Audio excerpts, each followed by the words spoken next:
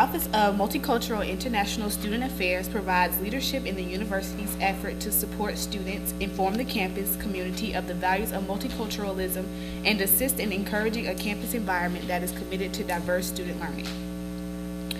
The purpose of the office is to amplify the academic, social, and cultural development of students, as well as plan and implement programs that facilitate opportunities for self-expression and cultural harmony.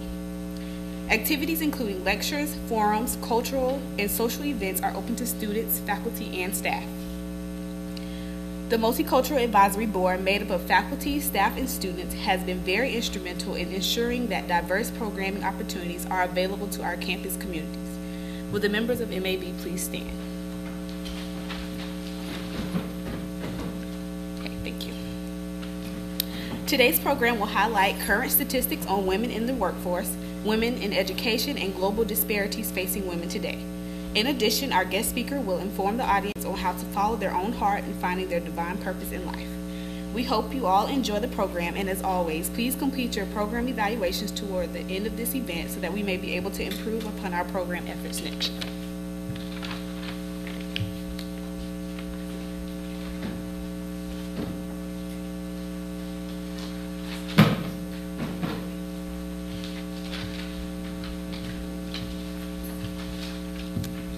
Hi, I'm Sharika Bridges. If you all would turn to your programs and look at the section that says Statistics Concerning Women's Empowerment, I'm just going to read a few of them for you. According to the United States Department of Labor, women made up 40% of the workforce in 2010. There are a higher percentage of women aged 25 and older who have attained a bachelor's degree as opposed to men.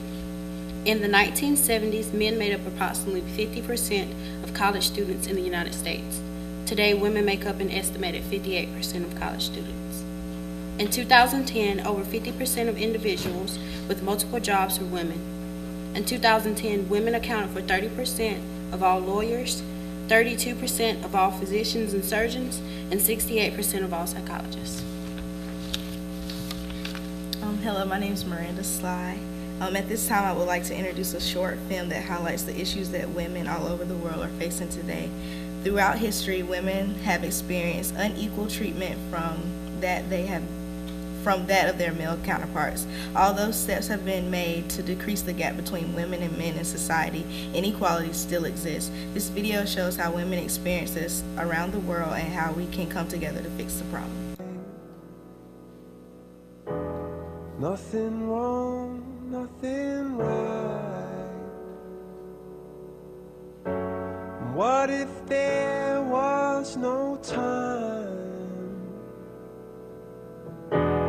and no reason or rhyme? What if you should decide that you don't want me there by your side, that you don't want me there in your life?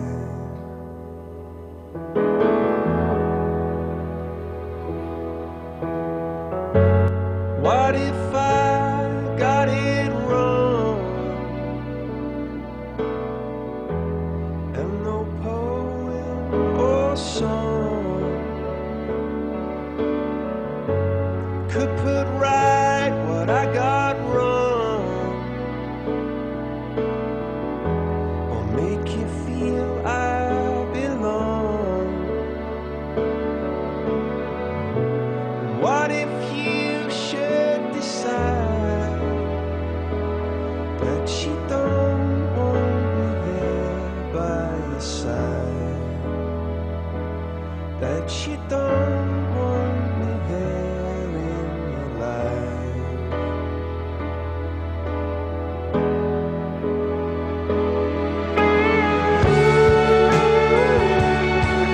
That's right. Let's take a breath, jump over the side. That's right.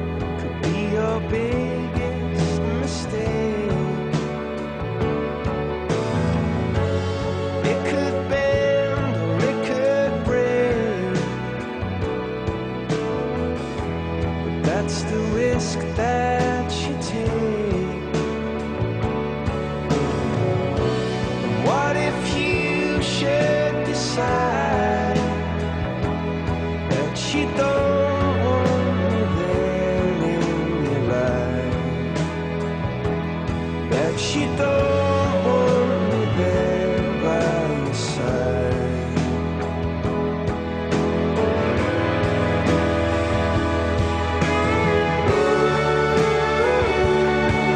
That's right.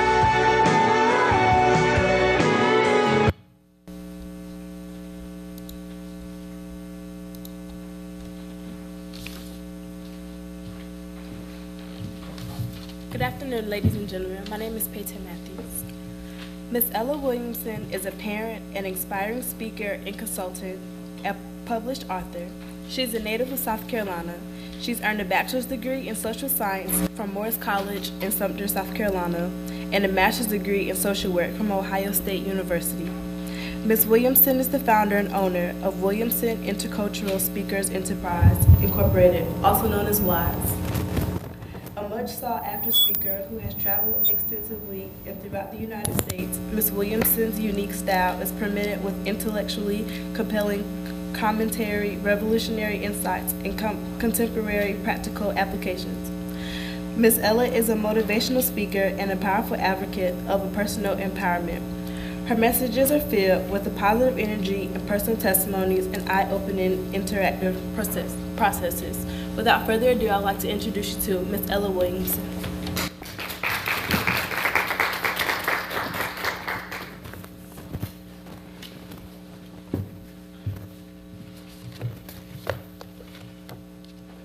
Good afternoon. Peyton, thank you for that introduction. It is an honor and a pleasure to be invited to speak to you today. I greatly appreciate this opportunity, and I want to thank Francis Marion University and its Department of Multicultural and International Student Affairs for hosting this event and the very warm welcome. I want to thank the students and the faculty from Francis Marion and my family and friends for joining me today. I have several family members here, and I'm very proud that they are here with me, and I appreciate them taking the time out of their schedule to join us this afternoon. I know many of them had to leave work early or sneak out, right, to get over here and be with us, but I do appreciate them being with us tonight. It is truly an honor to be back in South Carolina. I'm a native of South Carolina, and I'm proud of South Carolina, and I am proud that Francis Marion University is here in this region. I think Francis Marion University is one of the finest universities in this region. I'm not a graduate of this institution, of course, but I've had several family members and friends to attend Francis Marion University, and they have matriculated out into the real world, and they're doing wonderful things. So I'm very proud that we have Francis Marion University in this area. I am also pleased to see that Francis Marion University support women by sponsoring this event tonight on women empowerment, especially during Women's History Month. For those of you who may not know, March is Women's History Month. And Women's History Month is designed to inform the public of the great impact women have had or women have made in the United States society. This month is set aside to celebrate women of all race, all ethnic background, and class. So we are very, very, very happy that you are sponsoring this forum tonight during Women's History Month. Women's History Month is an opportunity for us to discuss the many ways we can support the empowerment of women and girls globally. And I think you saw a little bit on the film that you just saw of what we can do to support women and also to support girls, and especially our young girls, and making sure that we are preparing them to be the leaders of the future. When women progress, I want y'all to get this, when women progress, everyone in society benefits, including men and boys. So we want to make sure that our women are always moving in the right direction, because when we are progressing, everyone progress, and especially our men and boys. When I ask women what does Women History Month mean to them, I get all sorts of answers, because Women History Month can mean so many different things to different people. But when I think about Women History Month, I think about it as an opportunity to celebrate women. To celebrate women like Dr. McKent, who is the Assistant Dean here of the Multicultural International Student Affairs. Is it an opportunity to celebrate women like Susan B. Anthony and Harriet Tubman and Sojourner Truth and Elizabeth Stanton, Jane Addams and Helen Keller and Rosa Parks and Oprah Winfrey, and the list can go on and on and on. These extraordinary women have truly made a difference in the world we live in. The very fact that all of us are together in this auditorium tonight is a testament to the brave women and men who fought for certain rights and equality, who went against the tide of what was acceptable, who challenged the status quo, who refused to take for an answer, that's just how things are. We are here because they did not think of themselves alone.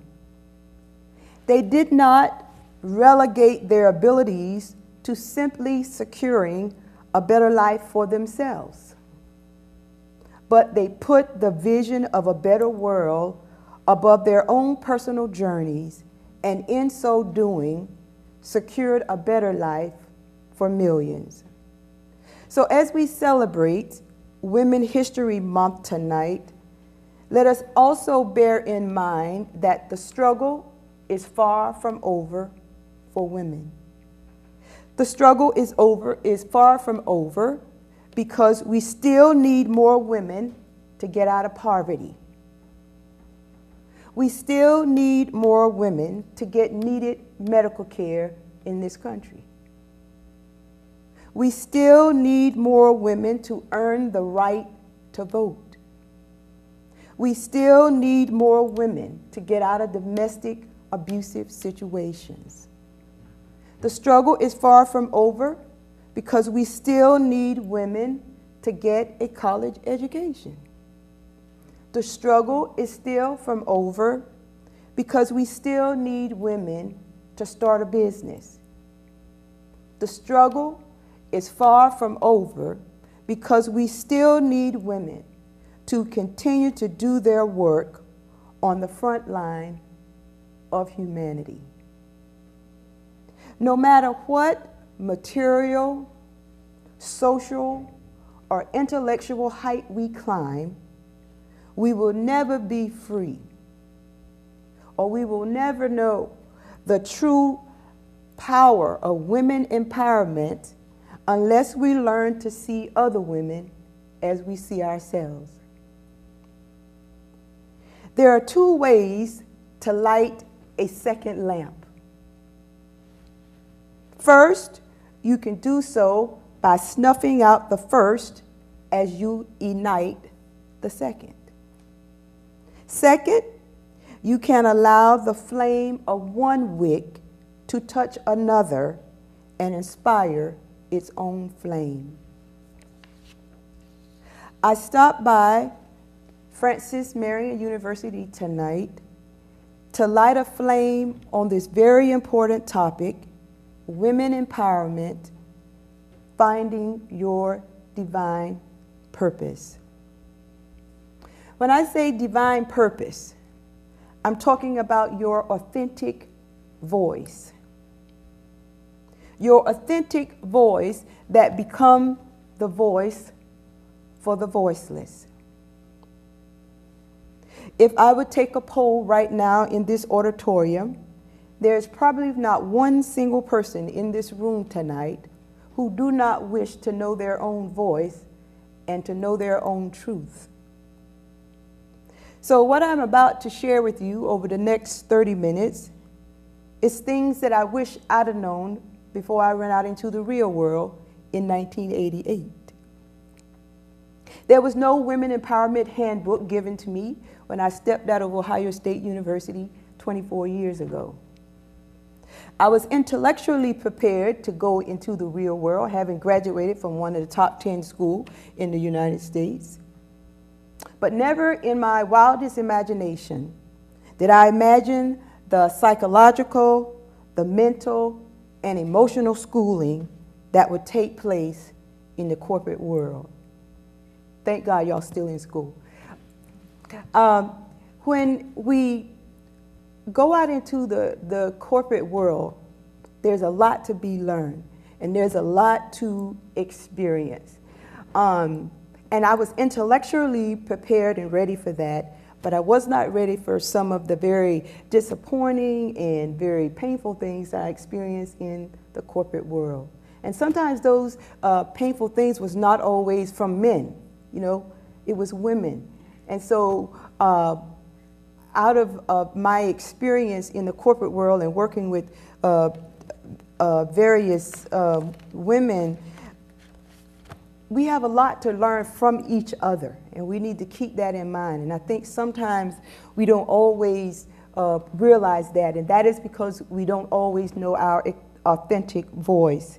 But nevertheless, my book, For Hurting Women in the Workplace, grew out of my 20 some odd years now in the corporate world.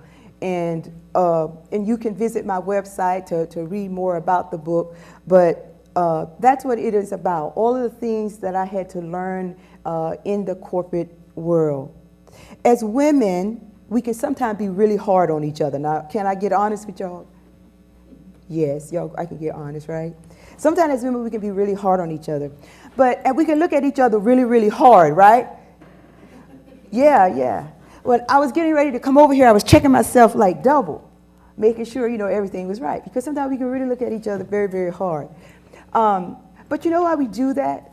It's because deep down inside, and this is my personal opinion, I think deep down inside, all of us are looking for that inspiration. And we're looking to find that inspiration. I think about Oprah Winfrey. You know, she's one of my favorite people. And Oprah would have like a very fantastic show, right? And I would be all excited. And then I would go to her blog, and someone would say, well, I didn't like your shoes today. I was like, what does that have to do with anything, right? It's because sometimes I think we can be really hard on each other as women. So when I stumbled into my self-empowerment a few years back, I was running at full speed. And like most women, I have been challenged to find my self-worth.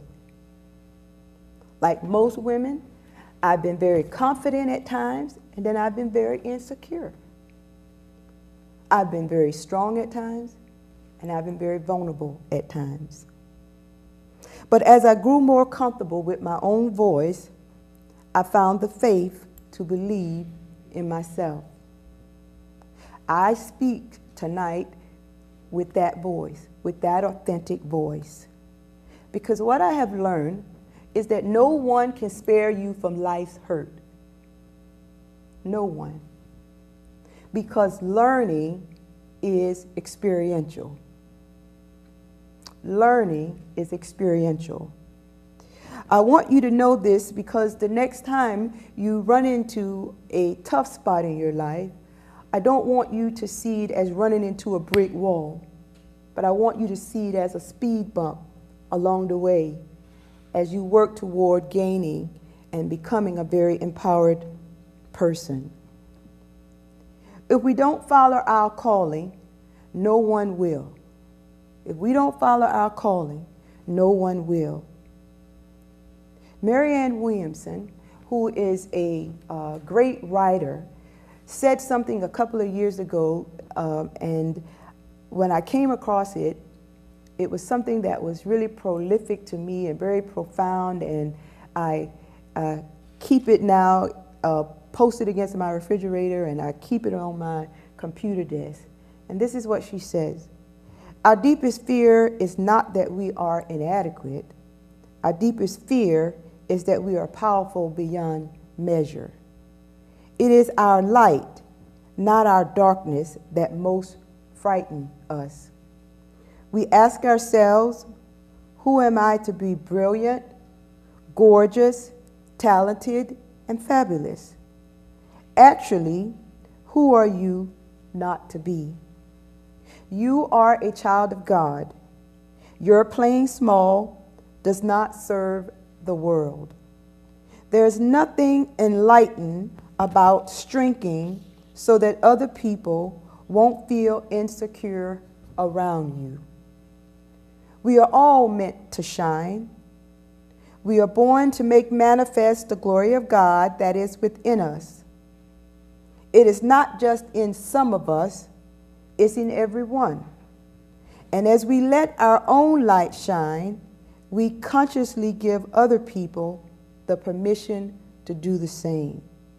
As we are liberated from our own fear, our presence automatically liberates others.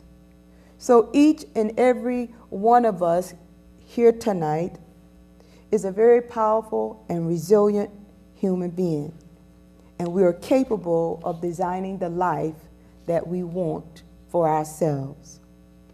So what is women empowerment? What is that? Women empowerment can mean different things to different people, because empowerment is multidimensional. Empowerment is the process that is gradual. It can be complicated, and it's very, very personal. A formal definition for women empowerment is this: to increase the spiritual, political, social, or economic strength of women. This involves women developing confidence in their own capacity. So if we had to look at a formal definition for women empowerment, it means increasing our spiritual, our political, our social, our economic strength of the women in our lives. The United Nations says there are 5 components to women empowerment, and I'm going to read those to you. One is a woman's sense of self-worth. So when we look at the United Nations website, they say there are 5 components to women empowerment. 1 is a woman's sense of self. 2 is their right to have and to determine choice. That as women, we should have rights, and we should be able to make choices when we need to. The right to have access to opportunities and resources. 4, right to have the power to control their own lives, both within and outside the home. And 5, the right to influence the direction of social change to create a more just and social society. However, when I think about empowerment, empowerment is a lot more personal to me. Empowerment is a thing that is first and foremost felt. It is that feeling of being able to choose. It is that feeling of being able to become. It is that feeling of being able to unchoose. It is that ability to feel that you can stand by yourself or you can stand in a group. It is that feeling that lets you feel comfortable in your own skin. And it is that feeling that keeps you alive every day. Empowerment is different from power. You can be powerful but not empowered. Now, how is that? You could be powerful but not empowered, because power is external control. And in our male-oriented culture, we are told to seek power over other people. Sometimes we think by having power over another person and being able to make someone do what we want them to do, that we are a powerful person. We may be a powerful person, but we're not empowered. Because in power, when you are an empowered person, you have not external control, but inner control. And that is what we really want. When you have inner control, then you are the most powerful person there is. A lot of people who are very powerful and they're able to wield that power over other people, you find that they are not what? Satisfied. You ever had a boss like that? These students may not, but these other ladies who are here, they may know that when you have someone who is over you and they don't feel empowered, yet they're telling you what to do every day, sometimes that can be a very miserable thing in the corporate world because they're not satisfied internally with themselves. Empowerment means that we are able to act in our own best interest and that we have integrity and that we maintain our integrity in the workplace. One of the things that helped me survive in the corporate world as I was beginning to develop into an empowered woman was to have certain values that I believed in. And by having those values that I believed in, I was able to make sure that whatever I was doing in the workplace was something that some other young professional person who was coming up in the ranks behind me could be proud of. And some of my values that I hold very dear, and I think is very important as we move toward, what is empowerment and how do you become an empowered woman. One way to do that is to have values. One of my values is making a difference for others and being of service. That's one of the values that I hold. And so every project and every activity that I participate in, I'm always asking myself, how does this help others and how does it service other people? Another thing that I value is my family. I value the relationship that I have with my family. And because I have a very strong relationship with my family, when I stand in the workplace and when I visit various places, I always want to make sure that if the light gets turned on, I'm doing the right thing. And so because I have those values, it helps me to make the right kind of choices no matter what situation I may be in. Another thing that I value is being connected to myself. A lot of times when we look at women and who are not empowered, is that they have not connected with themselves. That a lot of times we are speaking with someone else's voice, and we're afraid to speak with our own voice. And I know that as I was maturing, when I first came out of Ohio State 24 years ago, I didn't always speak with my own voice. I always wanted to make sure that, everybody else was believing the same thing that I was believing, thinking the same thing that I was believing. But as you mature and you become a more empowered person, you realize how important it is to have and know your own voice and to be able to speak with that voice. So here's another question for you that I want you to consider, and that is, how do you know when you are an empowered woman? How do you know when you are an empowered woman? Your spirit knows when you are an empowered woman because it will feel a sense of serenity, balance, and wholeness. You know when you are an empowered woman because you listen to your own voice. You value your own voice, and you will become active, not passive, in participating in your own life. You know when you are an empowered woman because you do not choose a career based on what people have cut out for women. You know when you are an empowered woman because you are faithful to yourself first every day. You know when you are an empowered woman when you are unafraid to become all whom you really are in pursuing your vision, even when your vision is sometimes not always very clear. You know when you are an empowered woman when you can work with people and not necessarily wait for people to make the next move. You know when you are an empowered woman when you continue to fight for equal rights for women when no one else is willing to fight. When I was preparing this speech and was trying to come up with the answer to this question, how do you know when you are an empowered woman, I had to go back into history and talk with some women who've already been through this journey. And in talking with them, I asked them the same question: how do you know when you are an empowered woman? Because I told them that I had students that I would need to speak to today about women empowerment. And in searching and going back in history, I spoke to Mary Kay Ash.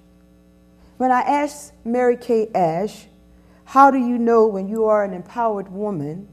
She said, you know when you are an empowered woman when you can take $5,000 and build a $1.2 billion cosmetic company that now have more than 850,000 consultants in 37 countries. I kept reading and I ran into Dr. Sally Ride. And I said, Dr. Sally Ride, I have to talk to some students this afternoon. Can you tell me, how do you know when you are an empowered woman? She said, Ella, tell them they know when they are an empowered woman when you become the first American woman in space and also the youngest American astronaut ever to orbit the Earth. I kept on reading because I wanted to make sure that you understood what it means to be an empowered woman, and I talked with Sandra Day O'Connor. Sandra Day O'Connor said, tell them they will know when they are an empowered woman because when I became an empowered woman, I was the first woman appointed to the position of the United States Supreme Court. And as a result of my appointment, I called out a place for women at all levels in the legal profession. I also talked with and read and spoke with Claire Barton. And I said, Claire Barton, I have some students that I need to speak with this afternoon on women empowerment. And what can I tell those students about? How do you know when you are an empowered woman?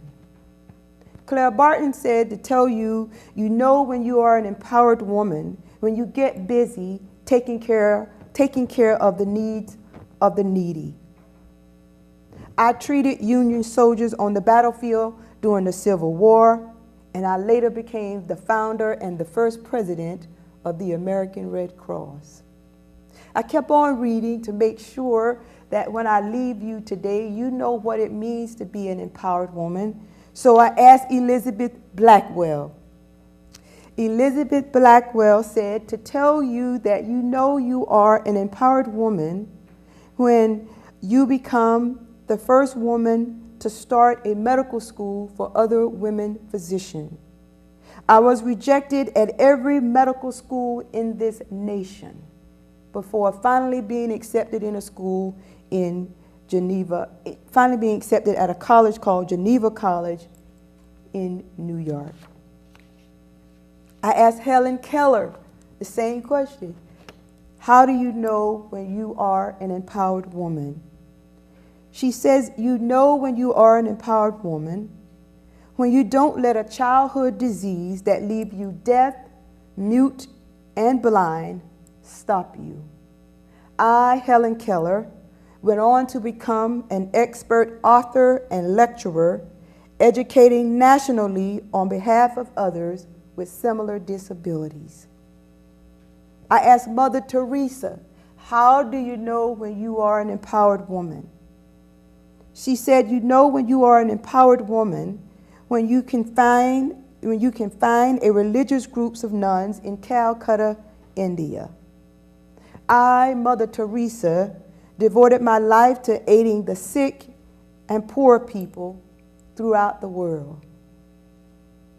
I asked Rosa Parks, how do you know when you are an empowered woman?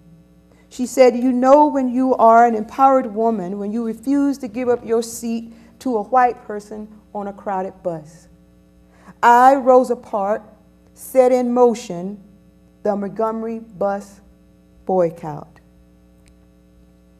I have since been a strong advocate for human rights issues. I asked Eleanor Roosevelt, how do you know when you are an empowered woman? And she said, you know when you are an empowered woman when you can become a champion of human rights. I, Eleanor Roosevelt, strive to further women's causes as well as the causes of black people, poor people, and the unemployed. Becoming an empowered woman is not easy.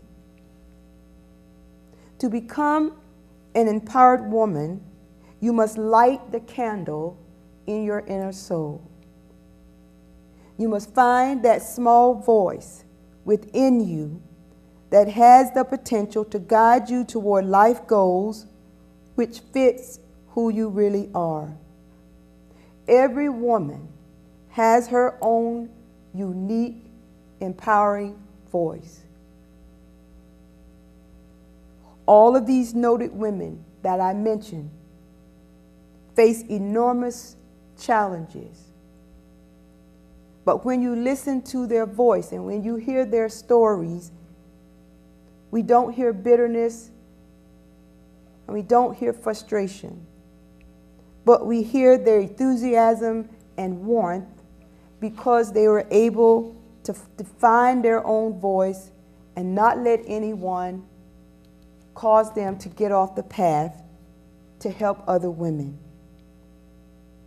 As I get ready to close, the question you must ask yourself is, am I willing to become an empowered woman? If you are willing to become an empowered woman, I say to you that what you need is already within you. It is not something that you have to go out and seek. It is not something that you have to go out and find. It is already within you. I became an empowered woman a few years back. And in becoming that empowered woman, I had to do a lot of soul searching and ask myself, who are you really? And who do you really want to be? And when I asked myself those questions, I realized that I was not on the path that I wanted to be, and now I am. And a part of what I really want to do is to help and service other people and empower other people. I'm not the greatest speaker around, but I have a voice, and I raise that voice every chance I get. People tend to invite me to speak, and I always say, well, why do they invite me to speak? People invite me to speak because what I'm telling you tonight is that people invite me to speak because I've learned to be transparent. I don't have to be anybody else but Ella Williamson.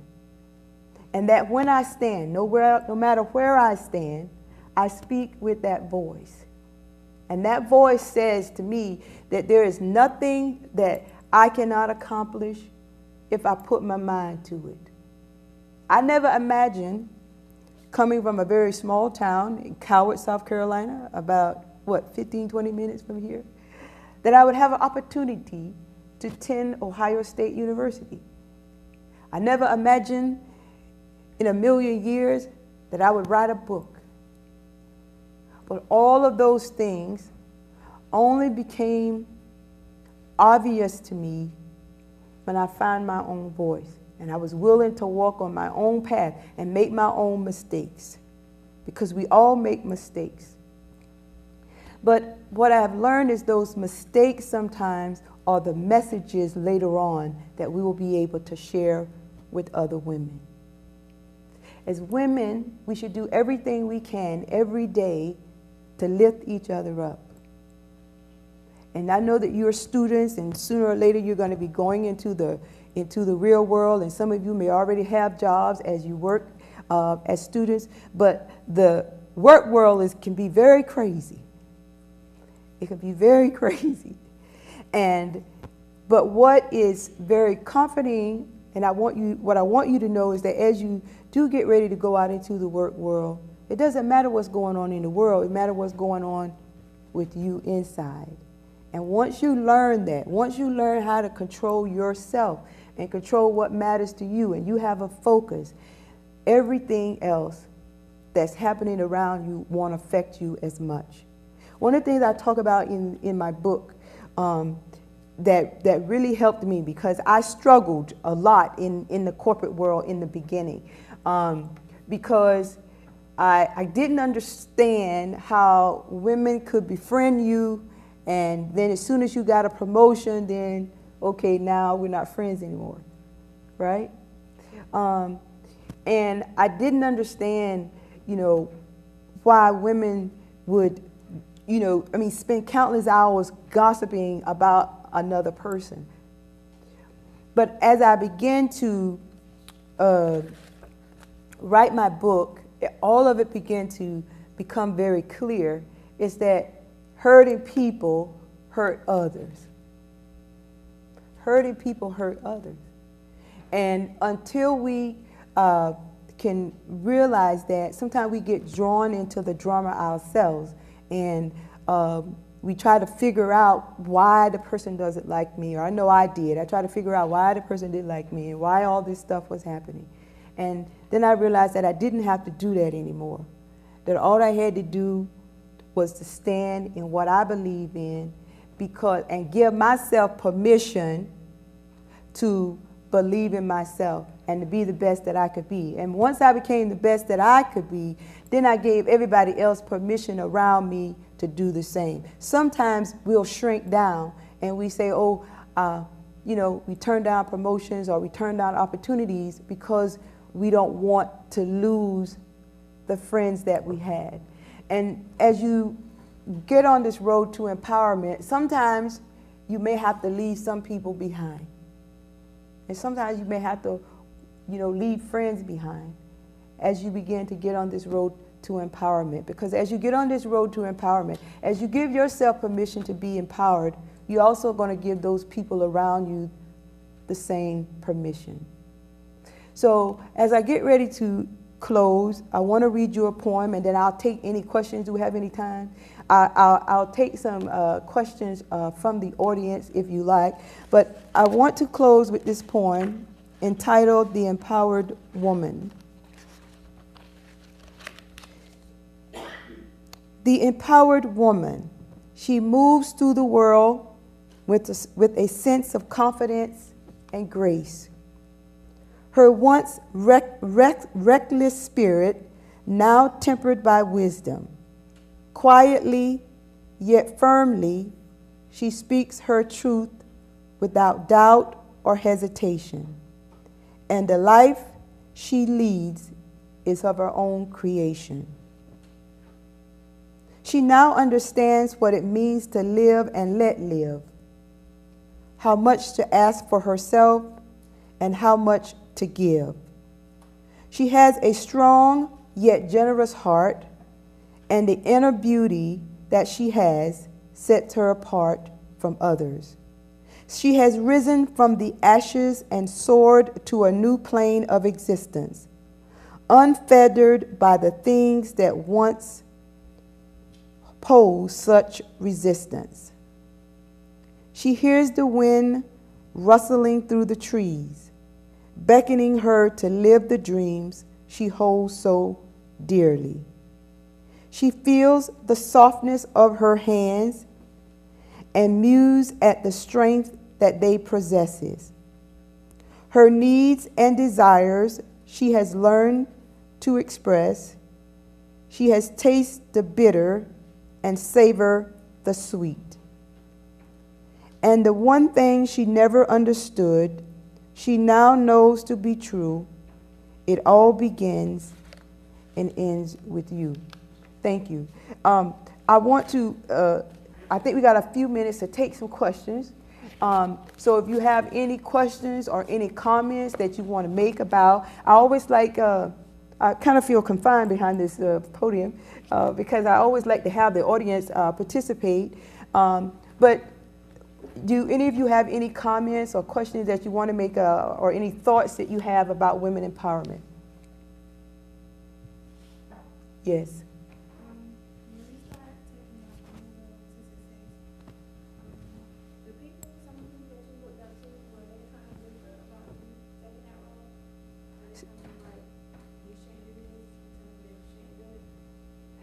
When I started, moving on into the, yeah, of course, you're going to always get that. But one of the things I have learned, and I guess you learn it as you get older, is that, you have to know when to share and when not to share. I think it was Kenny Rogers sing that song, you got to know when to hold and when to fold, right?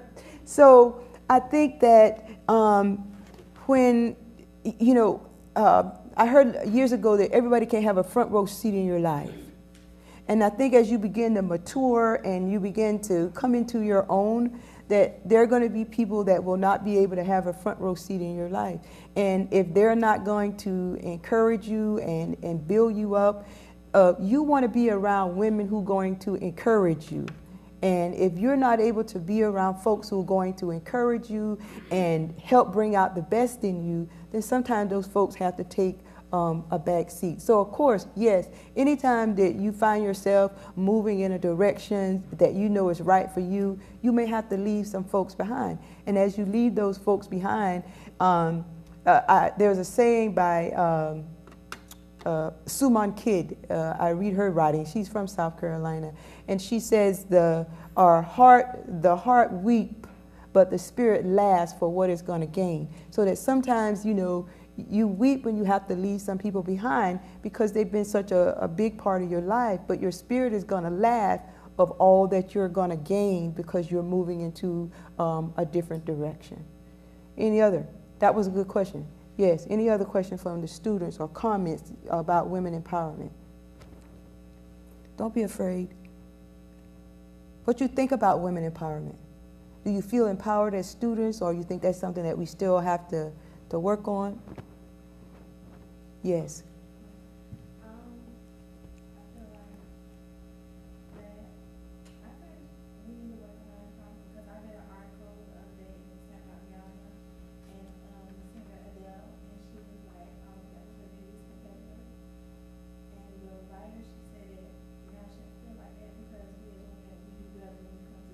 Right. Yes.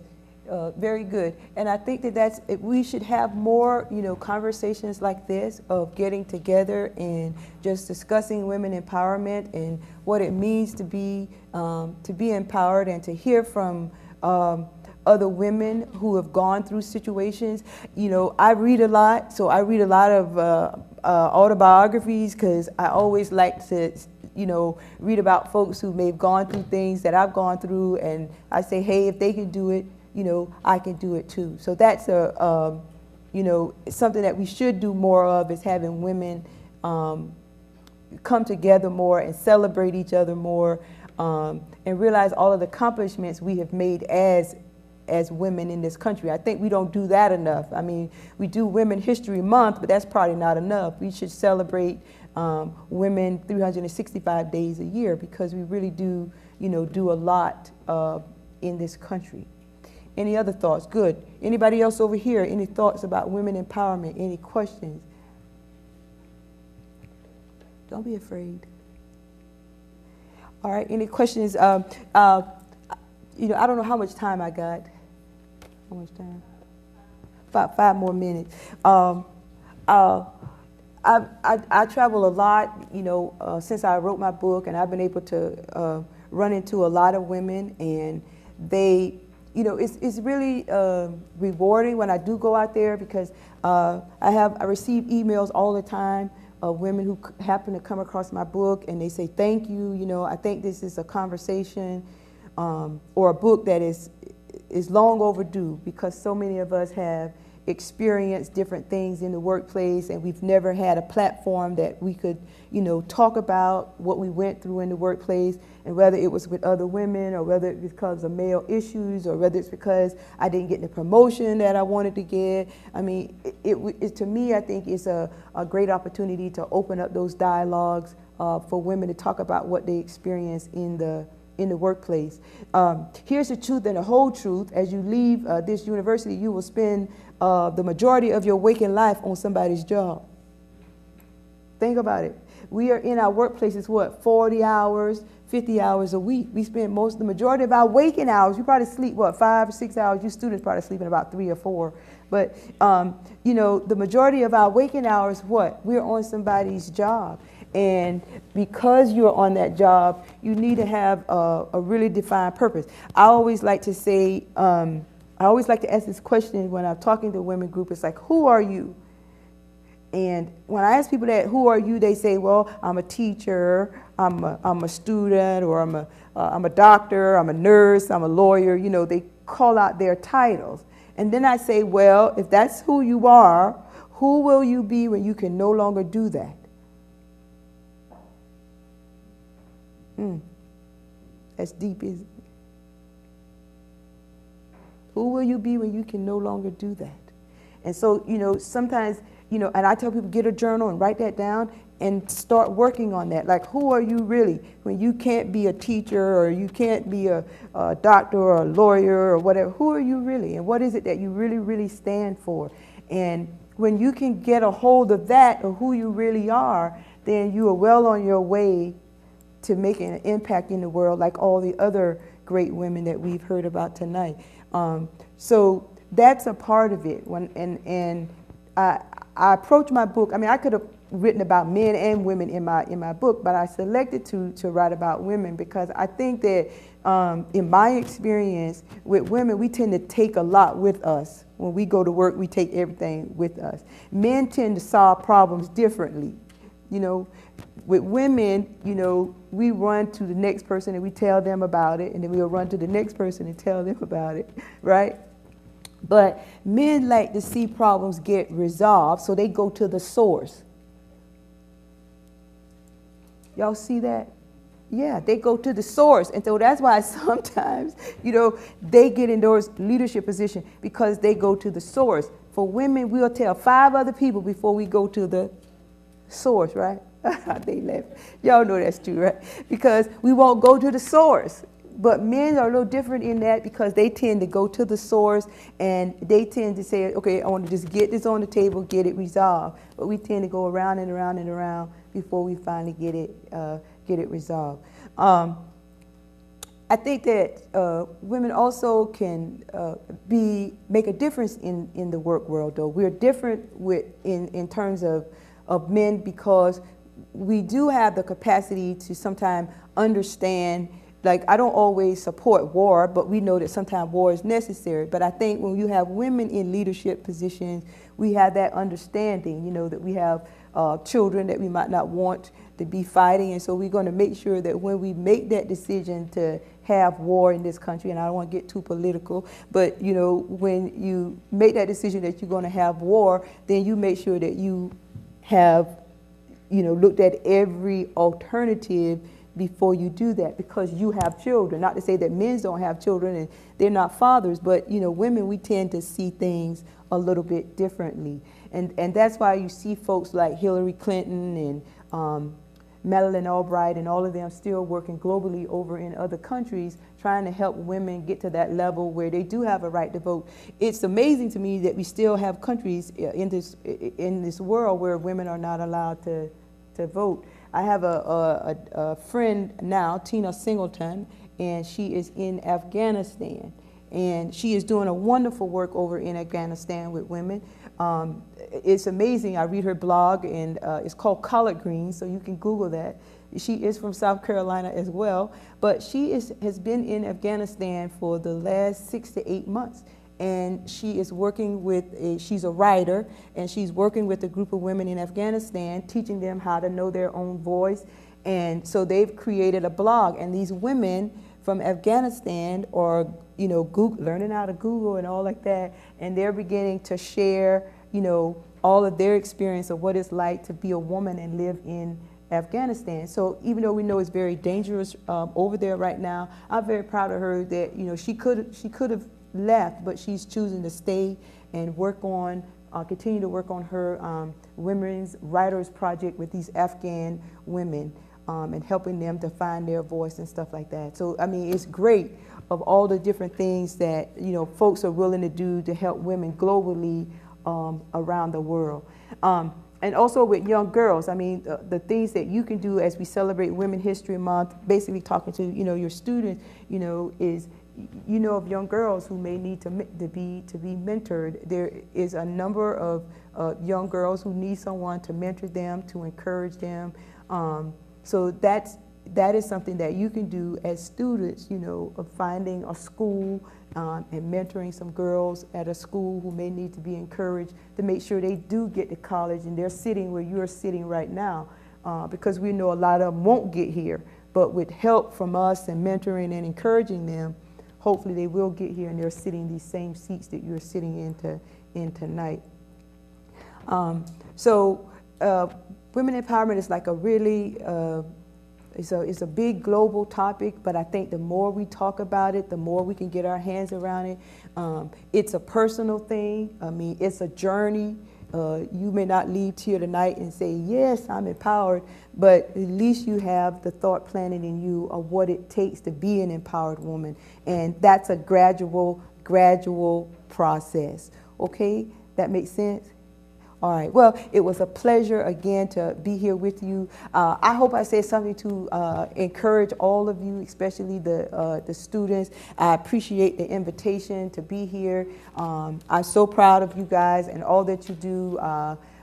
Someone was telling me about the work of the Multicultural Institute and what you do here at Francis Marion College, and I'm very proud of you. So thank you very much.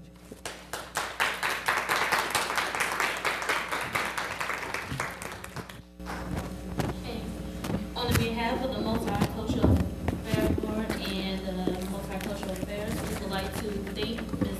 Williamson for coming out here tonight. And your message was dynamic and also helpful for those who are trying to find their divine purpose in life. So, and for representing for the committee, I would like to present you this present as a token of our appreciation. Thank you so much. Thank you.